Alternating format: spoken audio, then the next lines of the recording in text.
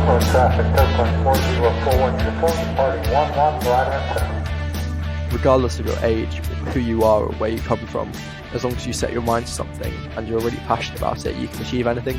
And that's the message I want to get across to young people. Of course, the convention itself was always fun.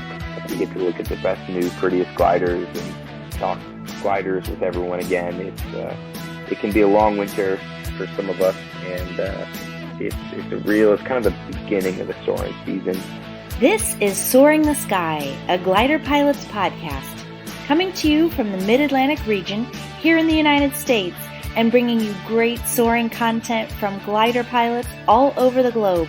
We now join Chuck and our guest pilot. Hello and welcome back to the podcast. Some of you may have seen our new look on social media. Zach, our graphic designer, has been working hard to give our logo a facelift, and I wanted to thank him for all his hard work. It looks amazing, and some of you have also given us positive feedback. On today's episode, we have two guest pilots joining us.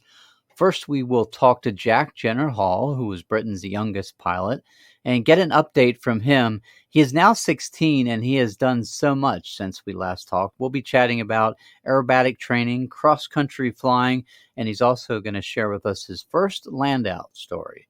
Later, David McMaster joins us for an update, and he's going to share some exciting news he has for the soaring community, and I'm going to let him tell you about that.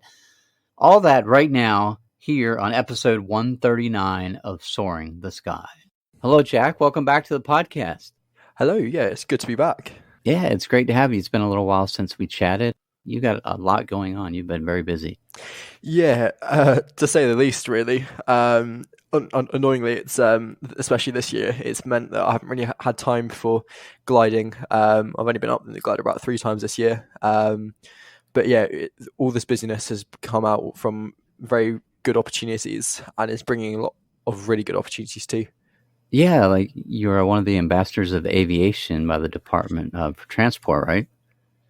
Yeah, so it's a group of 13 of us from all backgrounds in aviation, all the different sectors and departments of aviation. And we were appointed by the Secretary of State for the Department of Transport, so under the UK government.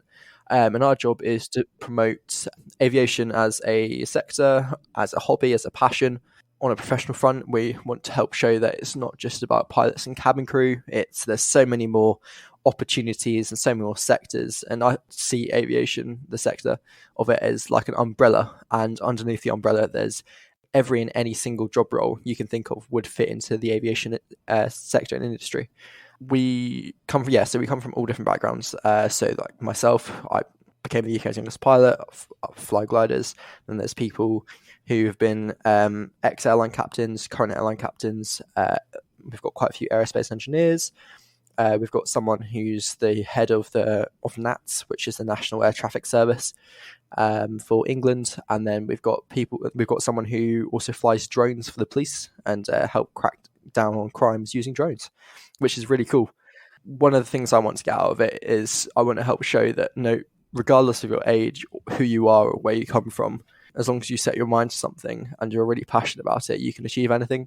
And that's the message I want to get across to young people. Well, I think you've been doing that. So you've been setting a very good example.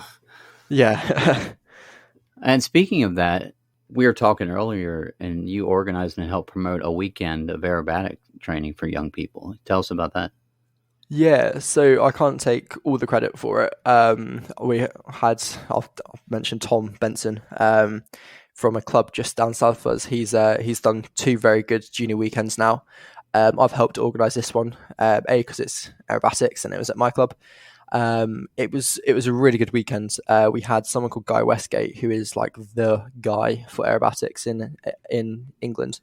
He came up and gave some really good tuition, lectures, and a lot of beneficial flying for aerobatics. And not only did it help, engage young people with improving their flying and showing them the world of aerobatics, even the instructors who were on helping said it improved their flying, and it gave them a really better understanding of what the glider could do. It definitely inspired a couple of people as well to progress further in aerobatics, and once they could get the rating to get their aerobatic rating to pursue it further, which is really good because aerobatics in England, especially in gliders, hasn't been doing particularly well last couple of years. So it's really good to see the enthusiasm or the weighting of the enthusiasm for people wanting to progress into it. So what did the weekend involve? I mean, a lot of training, I'm sure. Yeah, so on the Friday, it was a Friday, Saturday, and a Sunday. On the Friday, it was just people got here, everyone introduced themselves, their experience in flying. Then we had a lecture Friday evening about what the weekend's going to entail. So the training, the lectures, the structure of the weekend. We got to Saturday and we looked out the window and it didn't look particularly nice, but we made do what we got. We got more flying in later in the afternoon. Clouds were just high enough. So with students who haven't done aerobatics before, they were doing UPRT, which is upset prevention and recovery training, before they even did any form of aerobatic maneuvers, just so they can understand how to get themselves out of a incident if it goes wrong. For people who have an aerobatic rating already, it was progressing to the next level. So I don't know if it's the same in America or anywhere else in the world, but in England, we have your standard sportsman, intermediate, advanced, unlimited badges, and you don't have to have a badge to do aerobatics. You can get signed off on certain maneuvers. So wherever they were in the training, it'd be the next step up. So I've got my sportsman level. So I did my next step, which was intermediate, which got done, I'm very happy about. And then people who, for example, only new loops moved on to things like Humpty Bumps and stall turns or chandelles and things like that. But by the end of the weekend, we had people who went from no experience doing loops independently, Humpty Bumps, and they were really enjoying themselves, which was the main thing. Amazing. Wow, that's awesome. So you recently received your cross-country endorsement. Yeah, so last summer, I got to the age of 16, the youngest you can get your cross-country endorsement. And after doing my navigation tests and field landings test, I did my first 50 kilometers on a completely blue day.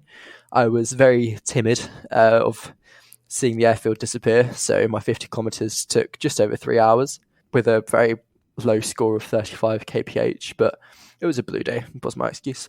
But it was really good. It was a really good experience. I did a lot more cross country last year, and did my first landout as well. So how was the landout? Yeah, it was good. There's this. It was at an airfield called Ridgewell, which doesn't look like an airfield from the sky. It just looks like a patch of grass. I didn't realise it was that airfield till I saw the gliders the other side of the hedge. I was getting really low. It was a couple of things that led up to it. It was I was at the back of the grid and the tug had to go and refuel before it could come and launch me after launching everyone else. And there was a sea breeze front that was setting in, so that was going to kill the day. And I got the brunt of the sea breeze front and unfortunately had to land out. Luckily, there were some people there who were able to unlock the gate just before they left, so we were able to get the trailer in. But it was really good. It was a fun experience. I actually saw the people the other week when I went to go fly at another club, and they mimicked me and said I haven't landed an ASW19 here yet. But yeah, it was really, really good. So you're going to be competing again in the Dan Smith Memorial Aerobatic competition this year, right? Yeah, so actually it's not this weekend, next weekend. I still realise I need to put my entry in on it, and the deadline's today, so it's a little bit late, but I'll do it after this. Yeah, I'm looking forward to it. It'll be really, really good. It'll be good to see some of the competitors again, and I've been looking at the entry list, and there's some new people as well who haven't competed before, which is really awesome to see. It shows that there's still good enthusiasm for competitive aerobatics, and I'm hoping for a good result again this year. And yeah, it'll be a good round day. Can you give us a little history on the Dan Smith Memorial? Yeah, so it's been around since, I believe, the 1990s. The Dan Smith was actually named after someone called Dan Smith, who really pushed for the desire of aerobatics back in the day. I don't know too much with the history of it. So with his commitments and efforts, the competition was named after him, the Dan Smith Memorial, and I've got the trophy in my front room. and there's names of aerobatic aces, world champions that on there. So it's a really good start. It's an entry level competition, and it's for anyone as well. It's really good as it helps. It gives a different insight into flying as well, and it helps push for competitive aerobatics. Now, you took part in the junior nationals. You were in a 2-seater, right? Yeah, so the Junior Nationals happens every year, usually the last weekend of August. This was my first one. It was at RF Keevil, so down in the southwest of England. The reason why I did what I did it in a 2-seater is I've never done a competition like that before. So I thought, it'd be better to get some experience before I go and do it by myself, which I've put an entry in for it this year. Flying an ASW19. It was really, really good. I met so many good friends and learned so much, and it really helps improve my flying. And also, like, even on the basic things like thermaling, it really showed where I could improve on and what I eventually did improve on. And it's like little things to look for, like in the clouds, like ground features, where the good lift will be, how to really center in a thermal and get the best climb. And also, it was a very peculiar experience thermaling with about 30 gliders. Your head doesn't stop moving. You're looking everywhere. Your flarm is making so many noises. There's radio chatter, so there's a lot of distractions. So it was really learning like how to kind of block all that out and focus on where the glider is in front of you, where all the gliders are, how to not crash into them. Another thing as well is doing a racing finish with many, many, many other gliders, like coordinating with them and like where to land. It's a different type of flying to like your regular everyday club flying. So now, like doing it on my own this year, I'm feeling a lot more confident than I would if I had had no experience. So yeah, that's what I did. Yeah, absolutely. We're going to be keeping an eye on you this year in the 19. Yeah, and you're hoping to do your first 300K soon, right? Yeah, so the season's just about starting now. The first 500 kilometers was flown in the UK either last week or the week before. So the season is upon us, and I've really kindly been offered an insurance share in a glider in an ASW19 at my club to progress through my cross country. And one of my aims this year is to do my 300 kilometers. So going towards my gold badge. I'm just waiting for the season to really pick up and the really good days become a bit more consistent. And then I'll start planning I've got an idea of where I'll go, but just waiting for a good enough day to do it. And today's not a good day, right? No, as I look out my window, it's cloudy, can't really see much, raining and windy, so it's not a very good day for it. Well, we'll be wishing for some good days you can get in the air. Yeah, definitely. What are your words of wisdom for young people out there, and maybe some older people too, that haven't jumped in a glider yet, but they're really on the fence and they're thinking about it? 3 words: just do it, is what I'd say, really. I was speaking to you beforehand as well, with the thing with the ambassador, and the message I want to share is, especially for young people as well, if you really have a dream, if you really have something you want to achieve and you look forward to doing, just do it. As long as you put the hard work, commitment and dedication into something, working towards something, you can achieve anything. And I think gliding for me has made me realize that, and shown, and like what I've put in is what I've got out. So I've put in so much effort. I've worked hard to get to where I am, and I've been dedicated to the sport, and now in the position, then this has opened up the opportunities that I've got now. So I'd just say, do it. Excellent.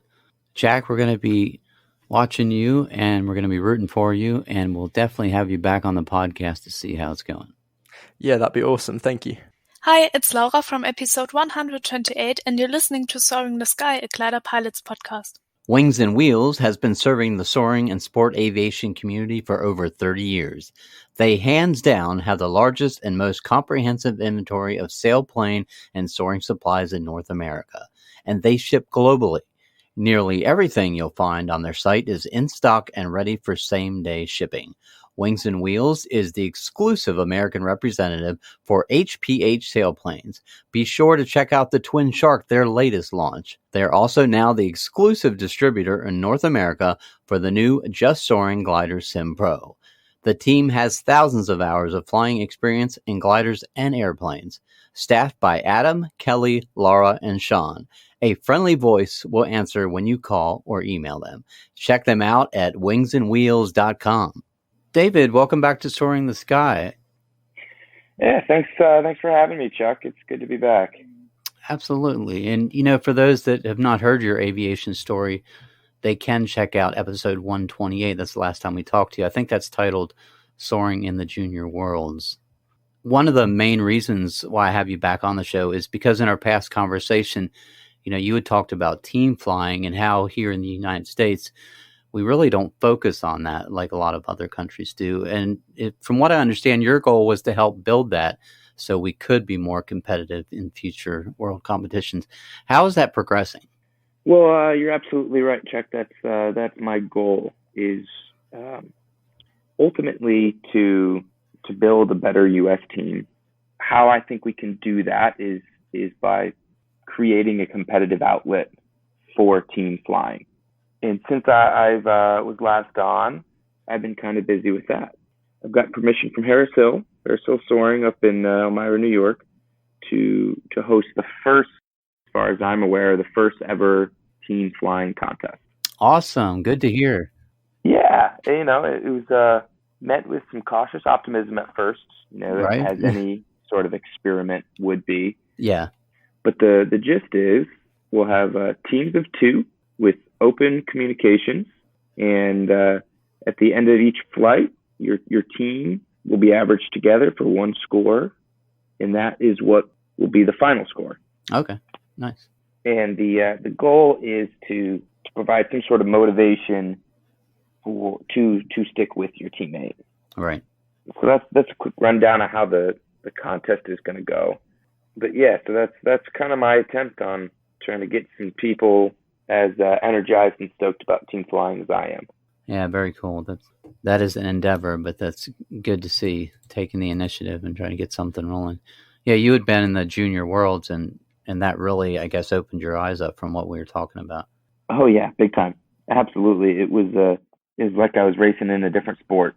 Yeah, wow. So what's the next step as far as that goes? You're going to have that competition and see how it goes, see what kind of interest have you gotten so far? Yeah, so the next step is getting people to sign up and come compete. From July 10th through July 20th of this year is when we'll be having the event. And I've been told by Harris Hill that we can fit 20 people with the resources we have for the experiment. So 20 people, 20 pilots, 10 teams of 2. Okay. Right now, we have 12 signed up, so 6 teams, only 8 more pilots slots available, but we are eager to get them filled up. If somebody's interested, you have some spots there. What can they do to get a hold of you and get in? Yeah, well, I hope my email will be at the bottom of this podcast, and as well as the sign-up link. Now, the sign-up sheet is active and available through Harris Hill's website via their event calendar. Okay. So you go to Harris Hill's website, events, go to July, you'll see the team flying exhibition right there, and you can click on it, and it'll take you to the contest website. I hope to be able to provide that link directly to the sign-up sheet. Absolutely. I'll definitely put all those in the show notes here when we get done chatting. We'll get that together, and so they can just, when they're listening to this, they can click on that and get right to it. Awesome. Now, the other thing, the first 4 days, the 10th, 11th, 12th, and 13th will be, I'm hesitant to say seminar, but kind of a chance to teach team flying. Okay. As it's a pretty foreign concept, we don't really know how to do it right. So the idea is that we get to get some people who know how to do it to come in and share the techniques and what works, when it works, that sort of thing. And then the last 7, so the 14th through the 20th, will be race days. Hopefully we'll have good weather and have a winning team. Nice. Now, what are the requirements for the aircraft? It's going to be flown under sports class handicaps. Okay. So really, any glider. The goal is to find a teammate that has a similar handicapped glider because it makes sticking together easier. Yeah. And if you don't have a teammate, don't hesitate to still sign up. There's plenty of people on the list already that don't have teammates. So once we get a list of everyone that's in and we get our 20 people, which I'm very confident that we can do, we will get people with similar gliders in touch with each other well in advance of the contest so that they have time to chat and meet each other and talk about their strategies and their experiences and that sort of thing. Very cool. Thanks, David. I'm excited to hear how this turns out. This might be infectious and kind of spread across the country. That'd be awesome. I sure hope so. And as I'm talking to people and traveling to other soaring clubs and talking about it, Elmira is in the Northeast, so it's hard to get to for some. But I know the youth soaring on the West Coast, a bunch of those guys have expressed some serious interest in it, and it's just too far for them to make it. But they have talked about doing something similar on the West Coast. So nice. Hopefully the idea does spread. Like I said, we can get that enthusiasm out there for it. Very cool. I'm excited to hear how this is going to go. David, the SSA recently had their convention in Reno. I was honored to actually get an invitation to speak there, but unfortunately I had some family obligations here, so I wasn't able to attend. But I understand you were there and you attended. So can you tell us about your experience and some of the highlights and what you enjoyed? I sure can. Yeah, I was there. I had the privilege to do the competition pilots breakfast talk. Nice. So those listeners that were there, they'll recognize me. But basically, it was just exactly where I was on here last time for, to just share my experience at the Junior Worlds in the Czech Republic and kind of thank everyone because without the SSA and their sponsorship, I wouldn't have been able to go. So that was super cool for me to be able to kind of express my appreciation on what I've been able to do. Of course, the convention itself was always fun. You get to look at the best, new, prettiest gliders and talk gliders with everyone again. It can be a long winter for some of us, and it's kind of the beginning of the soaring season. It had been a couple months since I had even really looked at a glider, and it was good to be around that environment again. And you see all your old friends, and it really is just a good time. Nice. Yeah, all that eye candy, right? Those ships you can't afford. Exactly. So, David, how's your professional aviation journey going? I think you were telling us that you were getting started into being a commercial pilot. Is that right? Yes. So I've had my commercial ratings for several years now. Not to get the two terms mixed up, but right. I did start with Endeavor Air in the fall. They are a Delta connection, so the feeder jets that 76 passengers fly the route, say Cincinnati to Detroit. Okay, stuff like that.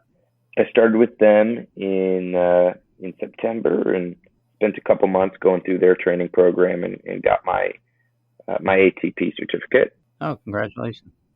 Thank you. And since about late November, I've been out on the line and doing some flying. So It hasn't been all gliders for me, which I do miss.